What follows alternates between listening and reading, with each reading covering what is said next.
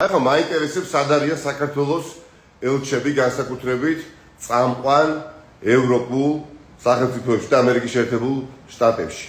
რას აკეთებენ?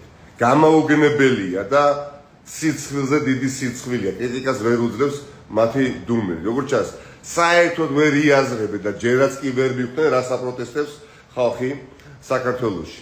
და როგორც ჩანს, მართლა წარმოუდგენიათ, რომ ისინი არიან ივანიშვილის ელჩები და ქართულ ფონდი უხდის ამ ბანკი მათ ხელფას და არა ქართველი ხალხი.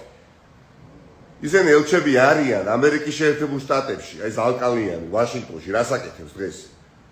ევროკავშირში ელჩი მახარობლიშვილი რას აკეთებს? და ნატოში ელჩი რაგვარია დოლიძე, ვიქტორ დოლიძე რას აკეთებს? ბრიტანეთში სოფო კაცარავა, რითია ეხა დაკავებული? მათი მთავარი მისია და ამოცანა რა არის? რისთვის უხდის ქართველი ხალხი ფულს? რომ ადგილი დაუმკვიდრონ საქართველოს ევროატლანტიკურ სივრცეში. და მას შემდეგ რაც რუსული კანონი მიიღეს, მას შემდეგ რაც ძალიან მკვეთრი ანტიდასავლური ნაბიჯები გადადგა ივანიშვილის ხელისუფლებამ, არავინ აღარ ელაპარაკება საერთოდ. არავინ, სატელეფონო ერთი ზარი არ ხორციელდება საგარეო საქმეთა სამინისტროში. და თუ აქედან ჩდება ეჭვი, რომ ეს ადამიანები იქ არიან მხოლოდ რესტორნებში სასიარულოდ და ფაბებში სასიარულოდ. ახლა ბრიტანეთში რითი უნდა იყოს დაკავებული სოფო კაცარავა, მას არავინ აღარ ელაპარაკება.